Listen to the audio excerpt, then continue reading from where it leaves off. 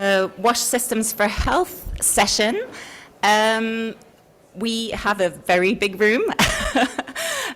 We might give people a little bit of time to come in, just to acknowledge that this is a hybrid session. So hello to people online. They're not able to communicate with us apart from through the chat, but please know that there are people online listening as well. So that's really great. My name is Lisa Rudge. I work at the FCDO, which is the Foreign Commonwealth Development Office of the United Kingdom, and I'm really delighted to be here today with all of you. And just to acknowledge that this session was a joint effort with quite a few others. So firstly, from IRC WASH, we have Vida Duty today with us, who's the IRC Country Director for Ghana. Not with us today, but you will see her on the presentation a bit later, is Angela Houston, who's the Director of Strategy and Innovation at IRC WASH as well. We also are partnering and working with Lauren de Mello Guillet, who's Assistant Professor at the London School of Hygiene and Tropical Medicine. We also have with us today Ruth Sylvester, who's a researcher at the University of Leeds. And behind the scenes, we've been working as well with Paul Hutchings, who's also assistant professor at the University of Leeds. So quite a big team for this agenda today on establishing approaches to strengthen WASH systems in 6 countries. So as people are walking in, just shout if you can't hear. I'm trying to stay close to the mic. It's not that easy because I've got to lean forward. Is it okay? Cool. Welcome again. Our objectives today are to help inform our new WASH Systems for Health program, and I won't tell you too much about it now because I'm going to present briefly after this. I think we, over the last 1 day so far, 1.5 days, we've been discussing about how the SDG reporting period is just around the corner, how we need to be looking into the future and asking ourselves really, what is it that makes sense in terms of WASH systems, and what is it that we need to do looking into the future, and what works in order to increase services for people. As part of that, we are also asking ourselves, what are some of the evidence gaps in an approach to WASH system strengthening? And really, that's what this session is about. But before we kind of go into the detail, just wanted to share with you what the agenda is for today. So we'll have a brief intro. We'll look at a little bit what WASH system strengthening is about. Most of you probably are familiar with a lot of this, but it never hurts to just recap and make sure that we're all on the same page. We will also go through an overview of the WASH for Health program, and monitoring and evaluation and how we envisage to carry that out on the program. We will also present to you kind of some initial thinking and findings of the research and learning agenda, but really what we want to do is to hear from you guys in the room. And it's so great to be here and have all of you here to be able to inform and help shape what that learning agenda looks like, what are the evidence gaps. So with that, I just wanted to check who we've got in the room before we get started. So if I could ask people who are from academia to raise their hand. Okay, great, quite a lot of you, that's impressive, excellent.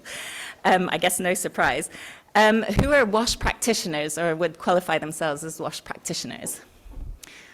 Okay, great, thank you, welcome. Do we have any government representatives?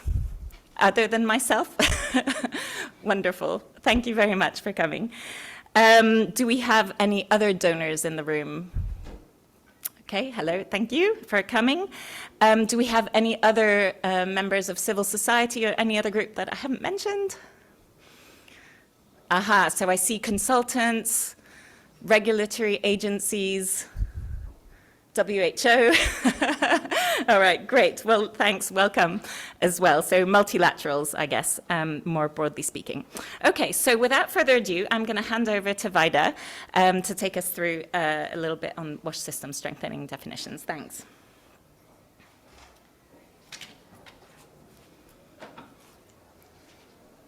Thank you, Lisa, and welcome to all of you once again. I believe that since we came to this session, one word that we have heard cutting through every conversation has been water systems. And so we would be providing some understanding of the definition of water systems. We have different approaches, we have different frameworks that different organizations have been using to interpret water systems, and we would like to, as part of framing our conversation, introduce you to the understanding that we have and how we are applying that in our work. I believe that for all of us, we may have water connected to our homes. And just think about that, cast your mind back and ask yourself, what happens behind the scene to get that water to my home every day? Behind the scenes of the water that we get to drink every day, coming to our doorsteps, it's a whole system. And what we are saying is that for us to be able to have that water service reliably, that system must work. Without it, if it breaks down, we have unsustainable water services. We are also not going to have the quality and every standard met. Beside that, we should also see ourselves, everybody in this room, as part of the system. So we believe that at the end of the conversation, we would understand that we are all part of the system. And whether the system works or not depends on all of us. And so, in our definition of the water system, we are looking at it as a big ecosystem. For us to be able to get the water that we have every day, there must be in place the right institutions and the coordination frameworks. It must function. The service delivery infrastructure must be in place. And usually that's the hardware that we see, and it's visible to all of us. There's the bit of monitoring. Someone must monitor to ensure that the right systems are in place in terms of when the system breaks down, it is fixed. Someone must go there every day at the treatment center to turn on the tap to get the water out. That monitoring process must be in place. Someone must monitor the water quality and what have you. And I think most of you here, water practitioners, are involved in different aspects of that. The bit of the financing is key. Financing for the infrastructure itself, but also the financing to ensure the recurrent expenditure for the O&M is in place to get the systems running.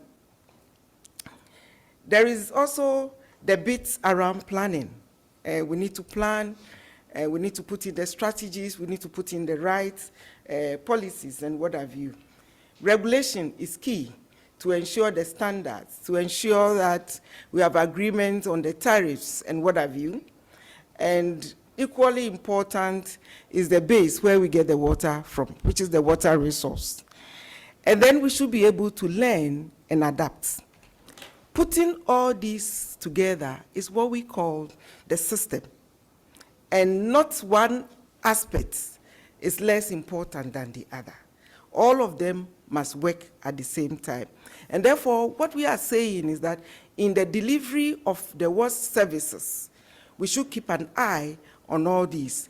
We may be working and supporting different aspects of it, but they must align to be able to support the system. It is not just the water system, but we also need to look at the interconnections with other systems, interconnections with health, if we want to really achieve the health outcomes, interconnection with education, to be able to see the end results, and interconnection with the bigger environment. But then we also don't work in isolation.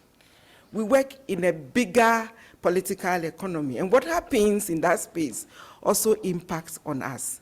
If we are able to align all these, we can be assured of sustainable water services. I hope I've been able to unpack that big jargon that we are all talking about, and you find yourself in a piece of the water system. There are many frameworks. People have been using different frameworks, but this is something that we did together with our partners. What we are saying, and you will see that the various elements of the water systems are in different colors. All of these must align, and they must align towards a common vision, the vision of providing sustainable water services. In that big ecosystem are the actors who play different functions, and the people like us. We also work at different levels. Some at the national, some at the regional, some at the district level. And then we also work in different aspects, academia, practitioners, financiers, all of us together contribute to having a good system or a bad system. So the interactions and the dynamics are also key. If we work, but we work across purposes, we may not be able to achieve that vision. And there will be a lot of duplications, wastage in the system. I've already talked about us also working at the various levels. And so for us, what we believe in is that if we are able to align these efforts and improve on the water systems, with that improved water system, we will be able to drive that transformation change of bringing about sustainable water services. And that can lead to the expected health outcomes that we envisage to have: a reduction in cholera, a reduction in infection and prevention at the healthcare facilities, and everything that we need to maintain health with the use of good water service, safe water services. But there are some preconditions. The system on itself cannot work. We need good systems leadership. We need that leadership from governments. All of us are talking about strengthening water system, but the question is, whose water system are we talking about? Whose system? We need that government ownership and drive to lead in ensuring the improved water systems that will drive that transformation change that we are all talking about. We must all work towards a shared vision and a common process to monitor our progress. There's also the issue of the culture of shared results. If we want to raise our individual flags, we end up being all over the place, duplicating our efforts. So we need to have a common vision and align that effort towards that. And an integrated approach that identifies and leverages the connections. And all of us have been using the word collective impact. It is critical that we all are working towards a common goal so that together we can achieve that impact. That is the framing for what we understand to be the water system and the drive of our work. And I hope that I've been able to do justice to that. So on that note, we welcome all of you to fully engage in the session today. Thank you.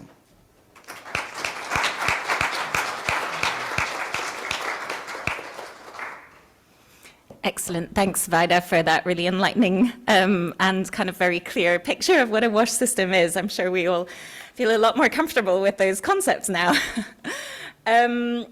I am going to give you a little bit of an overview next of the Wash Systems for Health program. So bear with me while we go through a little bit of how we got here.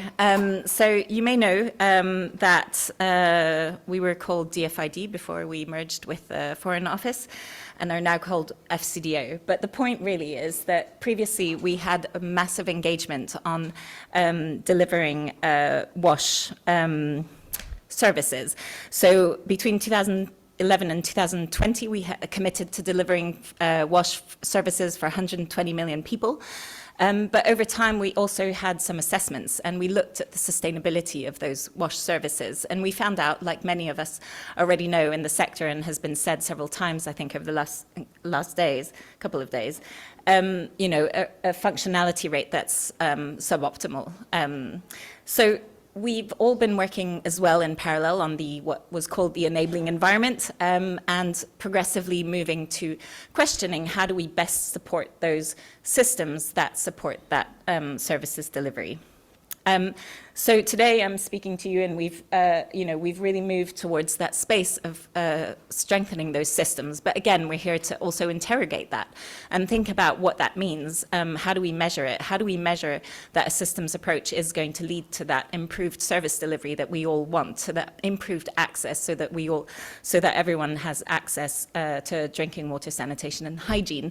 You know, for everyone forever, and whether, well, we won't go to whether we achieve that by 2030, but definitely thinking about how we achieve that, and that's the aim today. So just a little bit about what the kind of policy framework is. I just want to draw your attention here to the bottom two frameworks, which are around women, girls, and disability inclusion. This morning in the session on rural professionalisation, it was really interesting. It took us a little bit of time to get to that piece on inclusion and gender equity. I think it's really important that through a WASH systems approach, we don't lose sight of that. So it'd be really interesting to hear as well what your reflections are on how do we capture that in this programme, and how do we make sure that we're demonstrating the evidence I mean, we know that it's important, but how do we demonstrate that that also is important, and we keep that within the WASH systems, with a WASH systems approach. Let me check my notes. I will move on. So our WASH Systems for Health programme is an £18.5 million programme, which is quite small. It's not 80 million, as was understood at the UN Water Conference, which made us giggle in the background. But more seriously, what we're hoping with this money is for it to help countries have a transformative impact on WASH systems.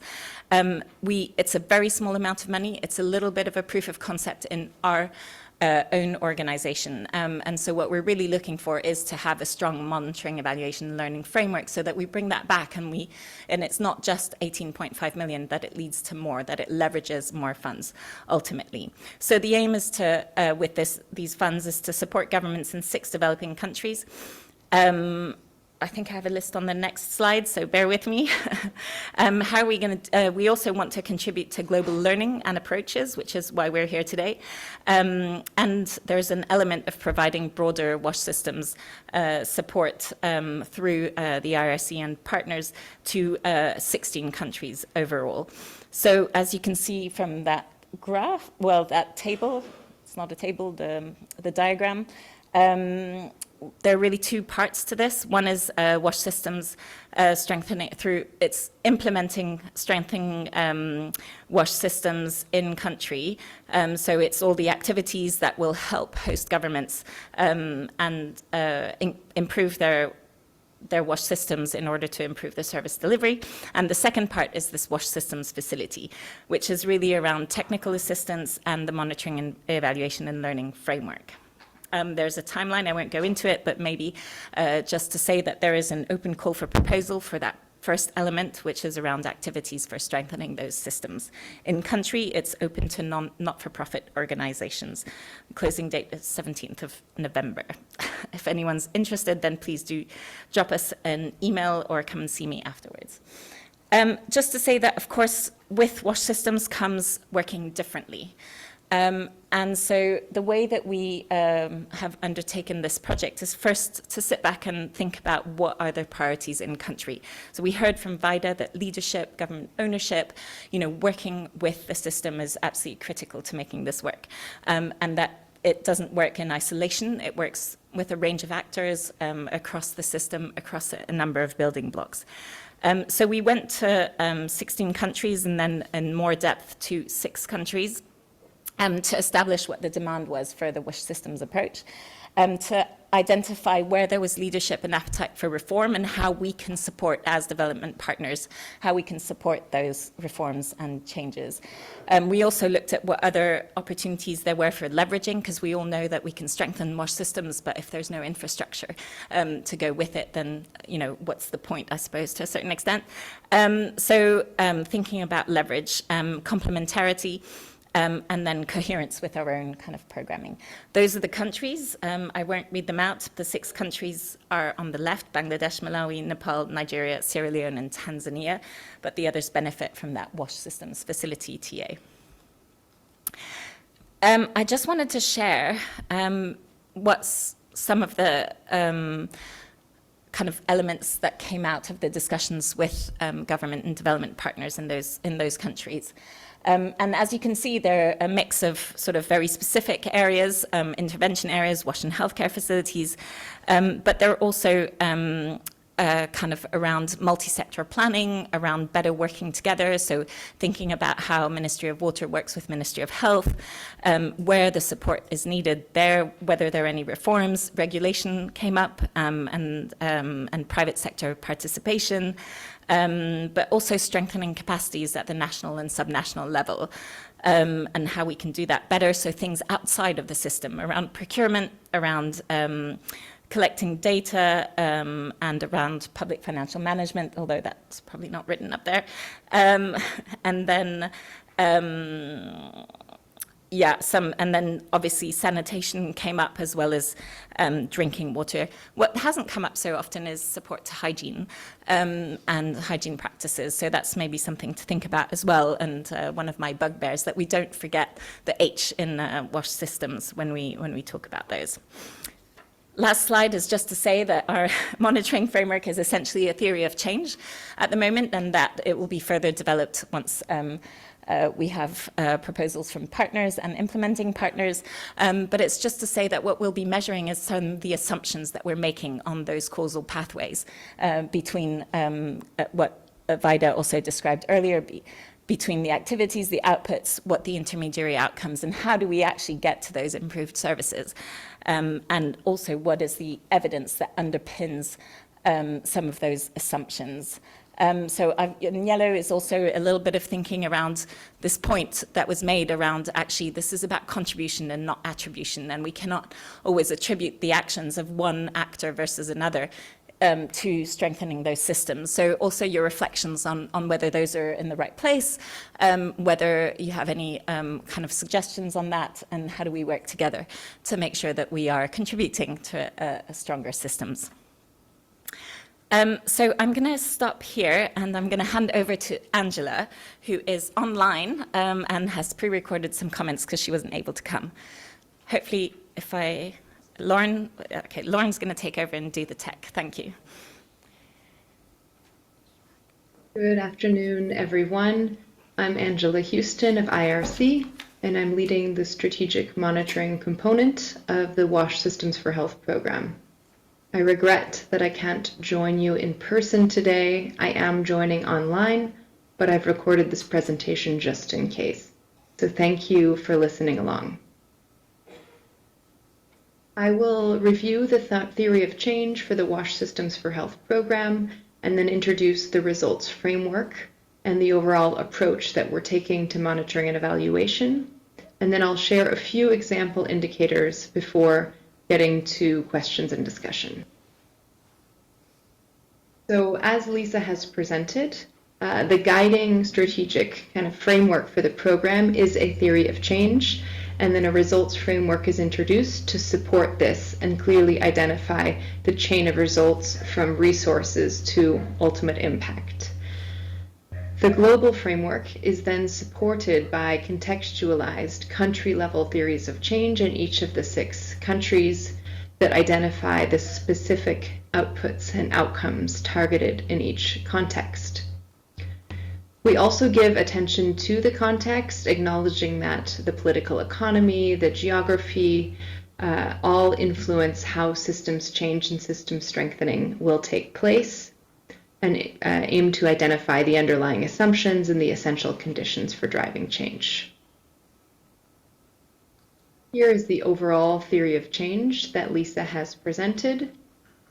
And I've prepared a summarized version of this just to speak through the key aspects from a results monitoring perspective. So we do start by understanding the inputs, the different resources that go into the program, and then do track the program activities and the outputs. So what are the outputs delivered in terms of specific constraints or bottlenecks in the WASH system that are being addressed or improved?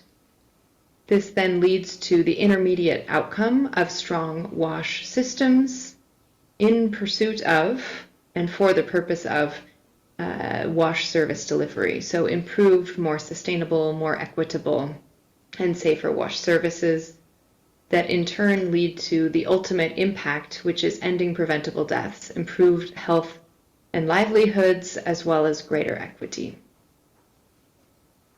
This is acknowledged to take place in a complex environment, and so besides the kind of direct tracking of results along this chain, we also use narrative and other supportive approaches to be sure that we're understanding and responding to changes in context.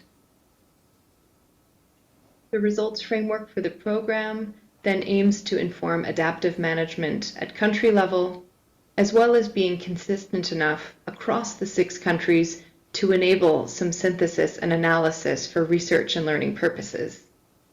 It also aims to use and add value to existing monitoring systems and information sources, such as government data, the information captured in GLASS and JMP cycles, as well as the existing monitoring systems from implementing partners and their other programs.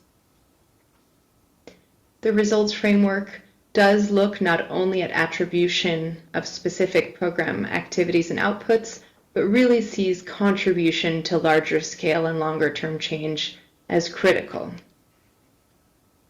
In this, we hope to contribute to the global community of practice working towards finding more effective ways to measure WASH systems change, and that's why we're excited to present this today and hear from you during the discussion. For those of you monitoring nerds, if I may call it that, you'll recognize this image, which really seeks to be clear about where we can expect that program actors and implementers have control over what happens, and where we're instead seeking to influence the results, the behaviors, the decisions, and the actions of others, key partners like private sector, government, other CSOs and NGOs, and other programs taking place in the same context. The sphere of influence goes a step further, and it's of critical importance that we're looking at this and keeping an eye on the impact on end users, end people, the communities and households that we're seeking to serve. But we also acknowledge that there are a lot of factors which influence the services and ultimately the health and livelihoods of the target population.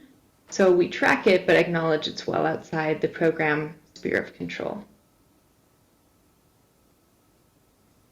This slide introduces some of the types of indicators that we're using for each of these steps along the results framework. So at activity level, we look at program activities and deliverables through some well-established approaches. And we'll also, at least in the narrative reporting, seek to identify and keep track of complementary activities. Maybe something outside the sphere of the program comes in and implements a major change. So that's important to keep track of as an activity. And it may influence the outputs delivered. So we'll use a clearly defined outputs of what we're seeking to achieve with these activities, and track these to see if activities are delivering the intended results. And then at intermediate outcome level, we introduce index indicators and proxies to see whether we're achieving and observing change across a wider spectrum of systems building blocks. So we'll keep track of a wider set of information about that system to be able to see where change is occurring. At outcome level, there are again established and well-defined indicators at national and subnational and even global level around how we measure WASH service levels. And at impact level, it's beyond the control or ability of this program to really measure, observe changes in the health of populations in the program areas. So what we do is use a statistical model which acknowledges and is based on evidence about the influence of improved WASH services on health. And we use this to infer the level of change that we have at the impact level. Example indicators. So an output might be microfinance providers are offering concrete financial products and services for households and sanitation entrepreneurs. So this is more or less within the control of program implementers, but of course only achieved through collaboration and working with others. Outcome level, we'd look at services, WASH services, or maybe specifically sanitation services are targeted in schools in this case, again disaggregated to the type and level of service.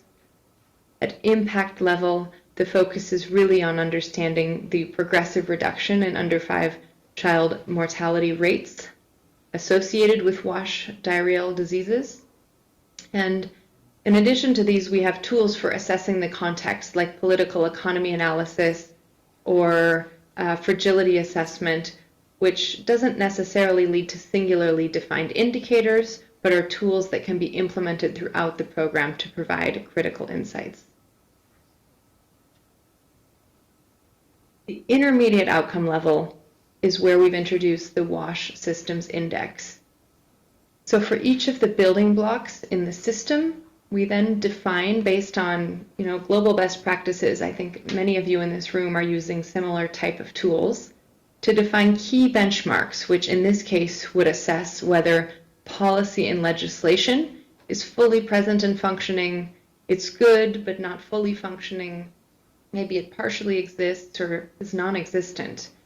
And so we can assess these 5 different benchmark areas and then consolidate that into a single score for policy and legislation, which enables us to assess a large set of qualitative information but come out with an indicator that can really be tracked over time.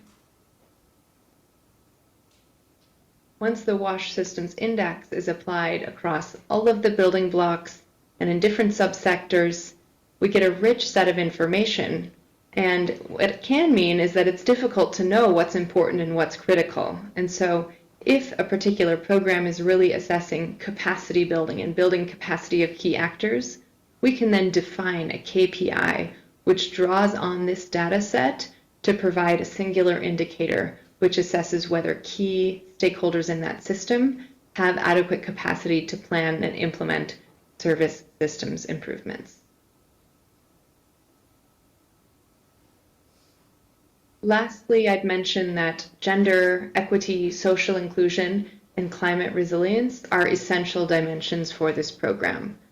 So it does conform to the FCDO's Inclusive Data Charter, which means that where appropriate and feasible, data is disaggregated by sex, age, disability status, and geography at each level of the results framework. We'll also identify which program areas and activities may increase or have an influence on climate resilience of the target populations. And so for these program areas, the indicators can be aligned with and enable reporting on the international climate finance indicators within the FCDO.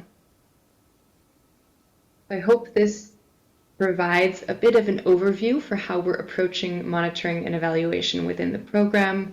Thank you for listening to a recorded presentation from me, and I hope I'm able to participate in the questions and discussion coming now. Thanks a lot.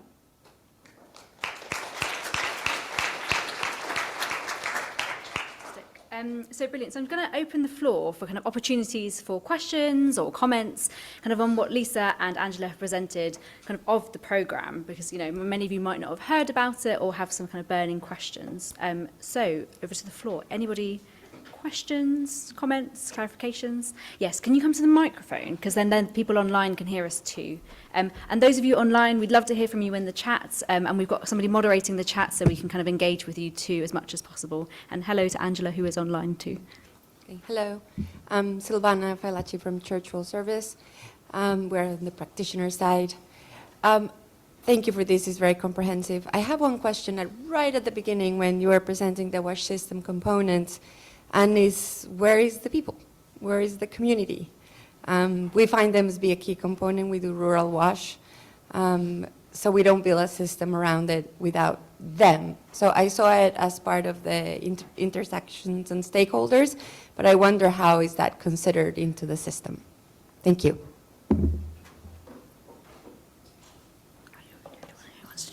Maybe any other questions? I can take 2 questions at a time. Just the one question? Cool, just one question for now then. Vida or Lisa? Yeah, please.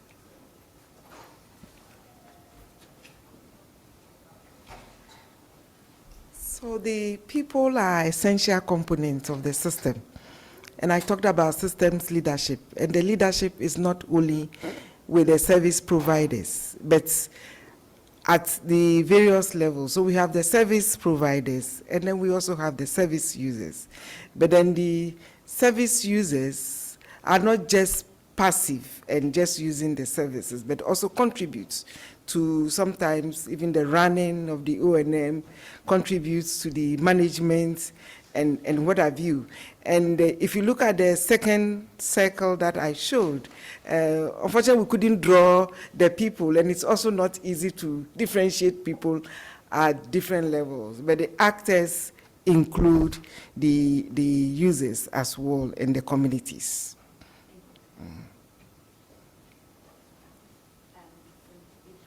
We've got a question coming in from online. It's talking about what are the systems to support IDPs and refugees? And I'm going to hand over to Lisa to take that question. Great, thanks. Really good question. So yeah, you'll have spotted that there were a range of countries with a range of contexts on the slide. So I mean, to answer the question directly, yes, it's totally possible, and the program can support. I think the question is back to kind of who the end users are and the community point, and linking that to there. This is about supporting governments to deliver those services, but it's not to say that it's only government-delivered services, right? So it's important to think about who those end users are, but what part of the system is needed to be strengthened in order to reach those. It can be IDPs, refugees, host communities. Of course, they're part of the system, right?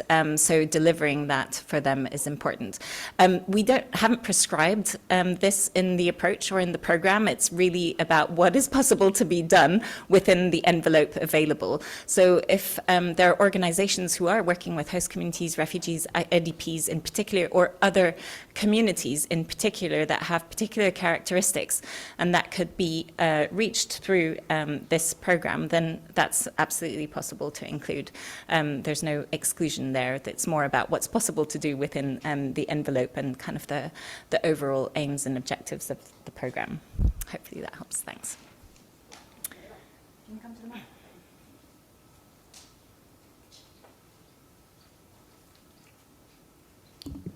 Thank you, and thank you, Vida, for the presentation. Actually, this question goes to you. In the system, you mentioned that one of the conditions required is for government to take leadership. Over the past couple of days, I've been discussing these emerging trends of CSOs and sometimes even donors using direct implementation model for projects, going direct into the communities, and somehow bypassing the government.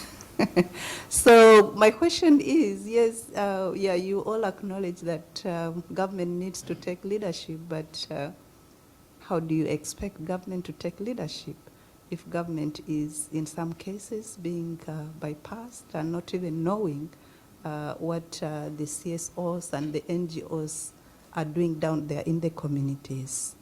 In Uganda, we have an umbrella organization for WASH that is called WASNet.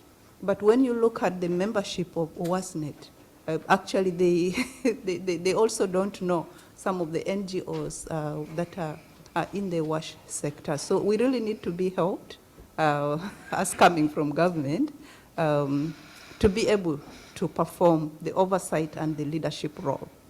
The second question is on the last presentation about the indicators, national data versus the GMP data. In Uganda, we've been seeing differences. Sometimes the national data is different from the GMP data. There are, I think, several factors responsible for that. I don't know, how do we harmonize? How do we harmonize the national data with GMP data? And then also among the indicators, I don't know, are the CSOs and NGOs leaving the measurement of the SDGs only to government? Because I didn't see SDGs indicators being mentioned as part of the indicators that are being measured. Thank you. Okay. So thank you for the question and about the government leadership. In my country where I come from, there's an adage that when you attend a funeral, you can't cry more than the bereaved. So all of us go to the countries, and our objectives is to support the country agenda. Sometimes in doing that, we may bypass government and rush to the communities to go and do it because we think we can do it faster. The reason why for the systems to work, a lot depends on government leadership, is that it's government that sets the agenda. Government has the responsibility to define the policies, the responsibility to ensure proper coordination, the responsibility to ensure that the institutional frameworks are there, the rules are clarified. So a lot rests with government, and I think that government still has that power to direct and coordinate.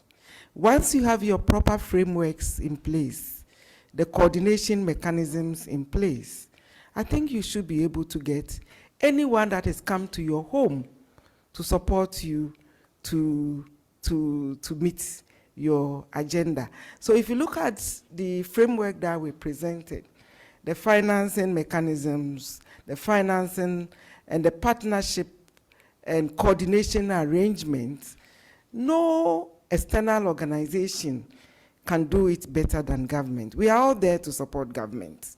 And that is why we are also calling on government to take up the leadership role and whip all of us to align. Lydian, I hope I've been able to address that.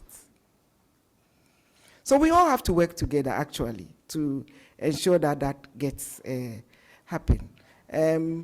I know for most countries, at all levels, we have government institutions. We have local authorities at the district level, and they may have to take up some responsibilities as well as other levels of government. So all those building blocks, for it to be in place and operational, a lot depends on government.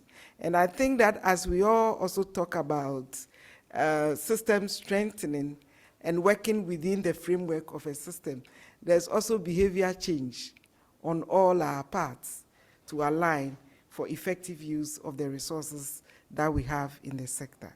Thank you.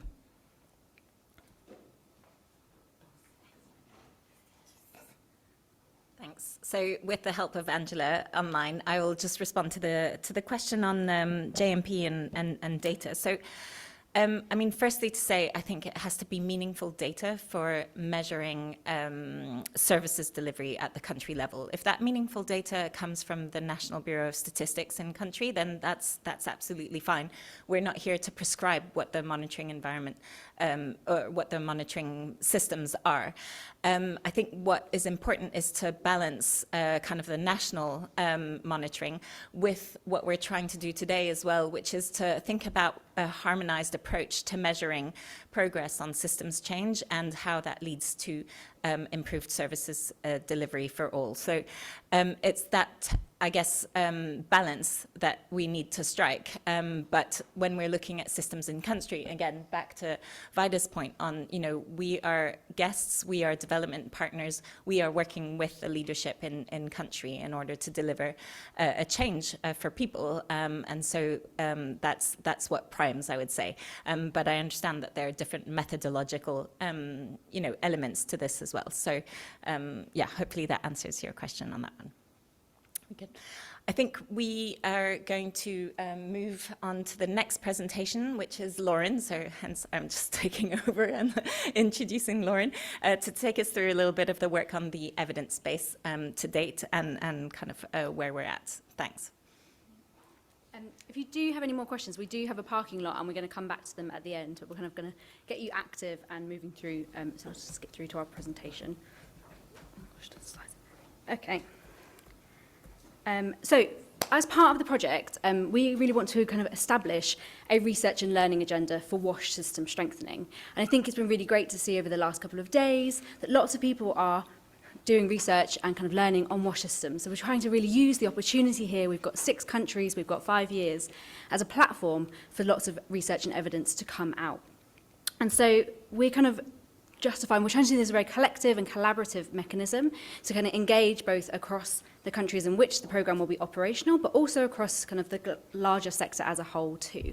And so really trying to pull together your ideas, and I'm going to ask you for loads of ideas in our breakout groups, to pull together options, ideas across all of the different building blocks to kind of build out that evidence base for what's going to work for WASH system strengthening. And really focusing on that collective activity, collective agenda, so we're all kind of pushing in the same direction.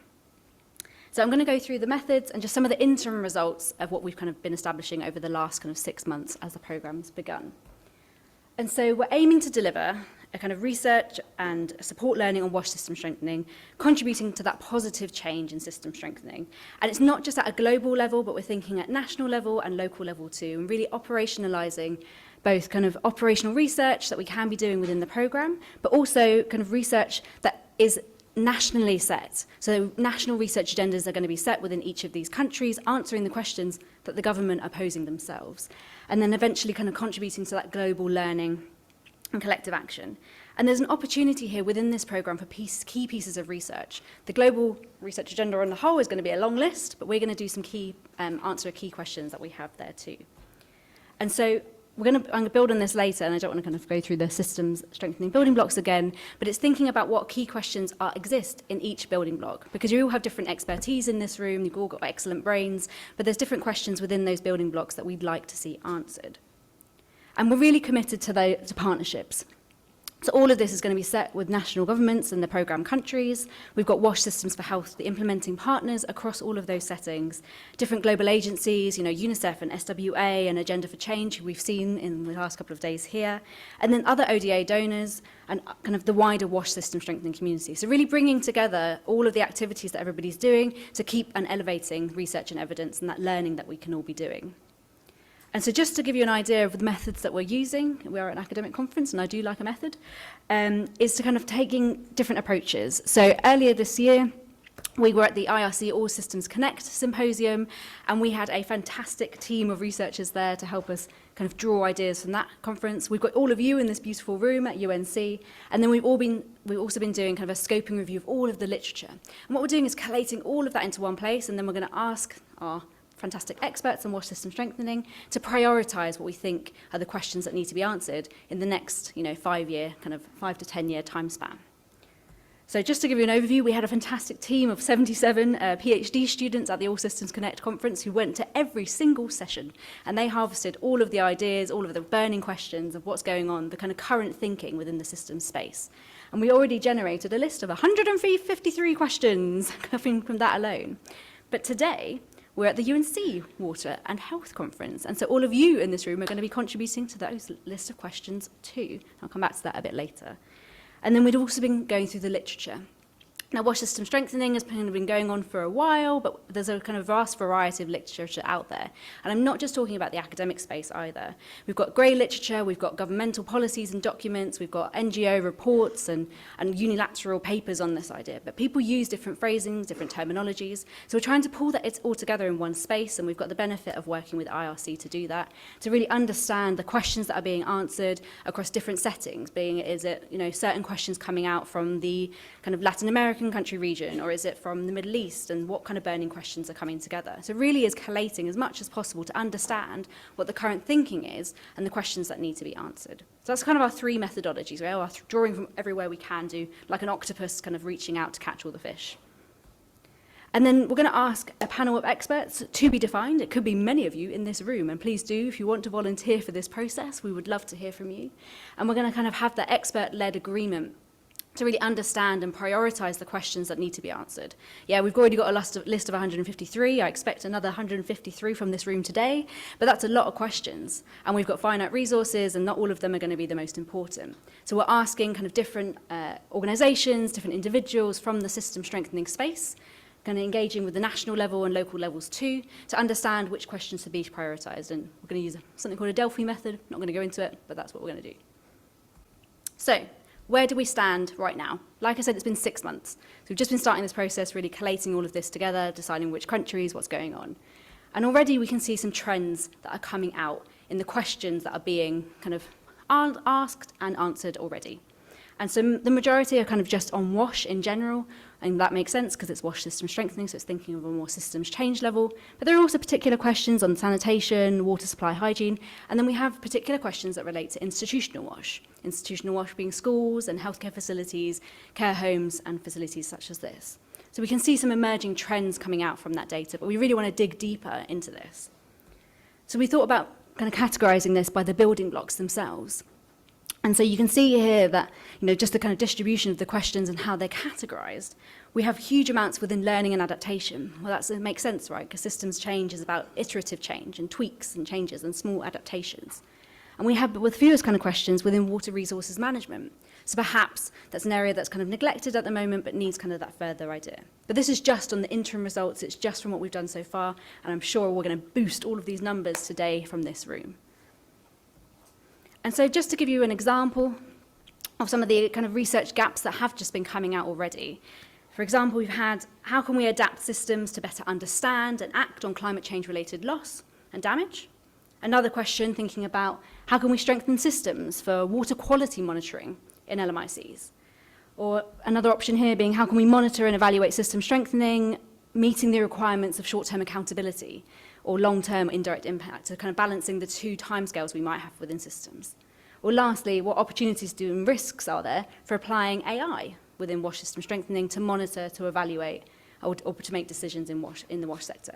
So I'm just giving you an example of the types of questions that are coming out, and maybe a little bit of inspiration before we go into this group work, to think about the questions that you might have, and I really want you to reflect on kind of your own experience, and of thinking about intersectoral questions, being, how do we institutionally blend nutrition, WASH, healthcare facilities, and things like this? How do we collectively answer certain questions? But we can also have really simple questions, right? From your country context, from burning questions. You can see that Lisa presented some of the kind of key areas that the programs might want to address. One of them being data. What question for WASH system strengthening could be, how do we improve the data systems to monitor sanitation, uptake, and fecal sludge management? Again, I could go on with lots of examples of questions. I'm just trying to give you a bit of a burst to get those ideas flowing. So, to stop me talking, so first thing, I'm just going to be a massive caveat. These questions can be really lofty, right? They can be really big global questions, or they could be really down to that local level. There's a combination of kind of long-standing kind of questions and gaps that we might want to identify, but some that might be some short, kind of quick-term questions too. And I'm not going to deny it, context is really specific in all of these settings. There might be a question that's really pertinent to Ghana that's not relevant to Uganda. There might be questions that are pertinent to Brazil that aren't relevant to Haiti. So we're not kind of saying that this agenda is going to address all of those nuances, but it's at least going to lead us in certain directions that could help kind of move that evidence forward and move that learning forward. So we're still really in that research gap learning phase, and this is why we're kind of using you as a data source to harvest some of those questions. And we're just trying to really pull as much as we can from the sector in learning to understand what research we need to kind of address at the moment. So I'm going to pause there, just an opportunity for questions on like our process or any of the actions within the research and learning gap.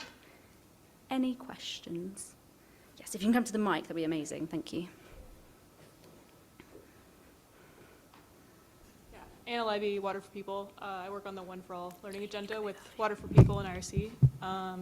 Yeah, question about like, is the idea then to map these research and learning questions to outcomes and specific activities? Like, what's the next step there?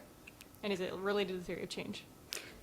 Yes, so definitely related to the theory of change. So what we're kind of seeing is, you've seen the kind of example from the monitoring and evaluation framework from the programme. So firstly, we're going to be trying to answer some of these key questions with that data, basically, to say, can we align the questions that are important globally with the monitoring and evaluation data and analysis that's coming through. So that's kind of where we're using the programme itself to kind of fuel some of the research. And then additionally, we're going to be thinking about, this is going to be a long list. This isn't just a question for our programme or our team to be answering. It's kind of saying, putting this out there to the WASH system strengthening space to say, could you be answering these questions within your own programme, let's say Water for People, another organisation, etc., to say, this is important and the sector thinks it's important. But I don't want to give you is a list of 300 questions. Yeah, that's a bit too much to kind of digest. It's too important. So we're trying to say prioritisation, to say, of the 300 available questions we have, this is where we want to see the most investment, or kind of get these ones answered now, and we might reassess that in 10 years' time, or 5 years' time probably, actually, to say, actually, let's move on with the questions, other things are more important to answer to. So it's kind of a bit of back and forth. We're kind of operating within the programme to say we're going to answer a few of them, as many as we can, but also kicking it to the sector as a whole to say what can be answered in that space as well. Does that answer your question? Brilliant. Any other questions or comments? No? Fantastic. Okay.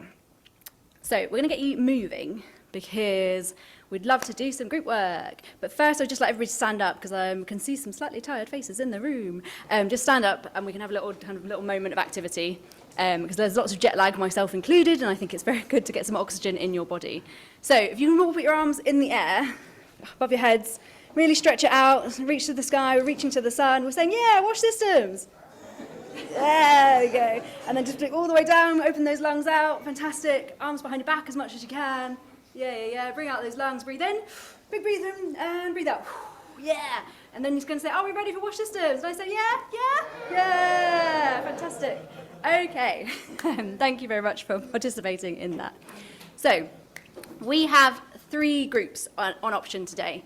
And we would like to really use your incredible brains that are in this room. You're bursting full of ideas, you've got research on the mind, and we're going to ask you to go into 3 particular groups. And they're built around the WASH systems building blocks. So, group 1 is going to be institutional arrangements, coordination, finance, regulations and accountability. We're going to have group 2 over here, talking about service delivery, infrastructure, water resources management. And then group 3 at the very back, you're going to be with me, and we're going to be talking about monitoring and planning. Now, I'm not going to ask you to self-select because it's easier about your interests, but we're going to ask you to do 2 things. First is, what research questions do you have within these building blocks? Being at a global level, being at from your own experience at a country level, being at your own experience at a local level too.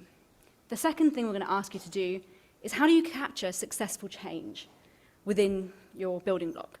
And I'm not talking necessarily just about evidence, right, and the classic evidence of an academic like myself, but kind of how do we capture different formats, different mechanisms to demonstrate that systems change. Yeah, we're going to have to do this iteratively across our programme, so we need to kind of demonstrate that to our partners ongoing. And this could be from your own experience or even just new, fantastic ideas that you might have.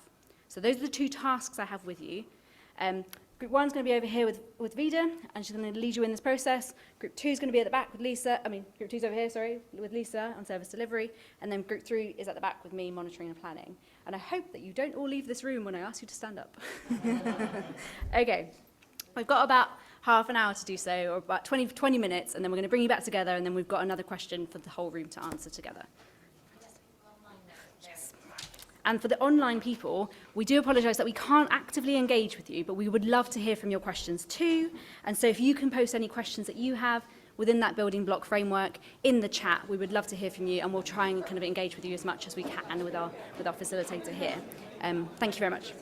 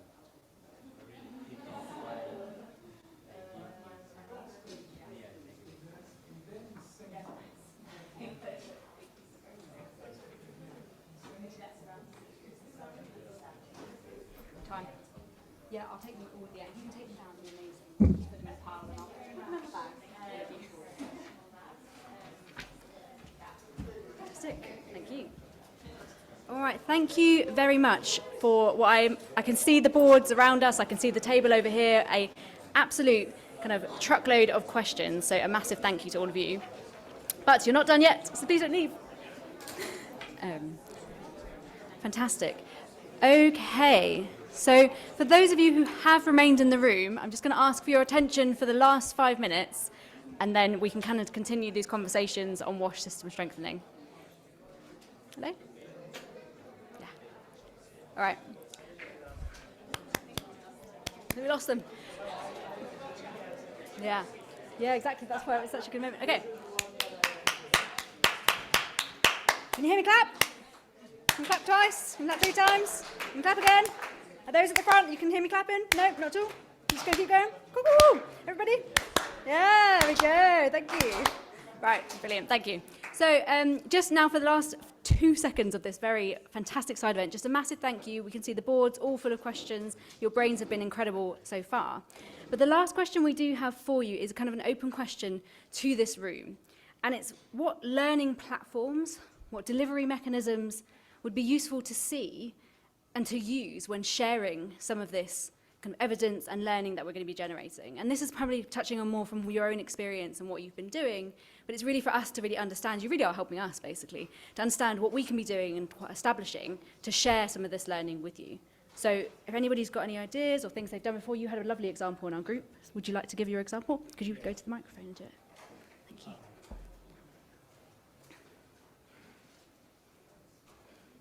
I just put out a hi everyone. I just put out one kind of question which was related to this. I didn't know that it was coming in here, but I think one of my kind of examples that I was giving was that there was this FCDO funded program that we did where we had the participatory action research, which was to understand, how the system works in terms of, understanding and learning from one actor of the system which contributes to another. And oftentimes it's really interesting to see the dynamics and how it evolves over the time. Because oftentimes we're always rushed to find and put it under one, kind of a basket and then be kind of hurried to look into the conclusion, and which is why we often miss to connect the dots. So identifying and underpinning that sort of needs and working with the actors who are part of the system and then establish that connection is something that would be helpful. And that, at least in our case, has helped it. Thank you. Any more examples of kind of great platforms, learning mechanisms that you've used or have done? Yes, please do. It just helps the room out here if you can speak to the microphone. It depends actually at what level are we referring, be it national or sub-national level. And in the first place, a learning platform that have like a common vision where the research questions are co-designed, co-created, then regularity and also transparency kind of platforms. And I can say we have been effective in doing that, mainly at subnational level, specifically at district level. Thank you very much. No, that was a really wonderful thing. We are to time, so I am going to pause there, but I think it's transparency being a really lovely moment to end on, actually, and being really transparent with this process, which we hope we've been today, but giving you the overview of the programme. And really, the research and learning agenda is hoping really to do that too, because we really want to engage you along that process in what we're doing, but not only what research we're going to be answering, but what the kind of bigger list says and what the sector really feels are the questions needing answering. So again, a massive thank you to those of you online who've been really patient kind of interacting with us there, but those of you in the room, and thank you for all of your magnificent brains. We've had some fantastic ideas, and it's really great to see that at the end of the day, when who knows what time it is in anybody's time zone, you can function and you can come up with some brilliant ideas. So thank you very much, and I hope you enjoy the rest of your day. And if you do want to talk to us, these are our email addresses. There we go.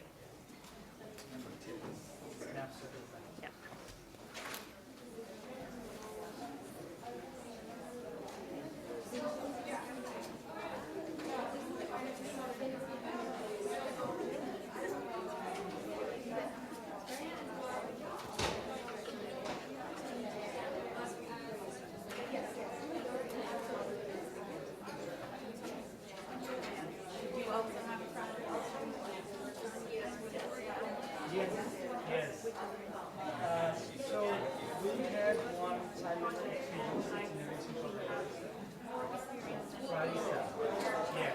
Which is made by Institute of Building Studies, like Sussex University, and then we have implemented that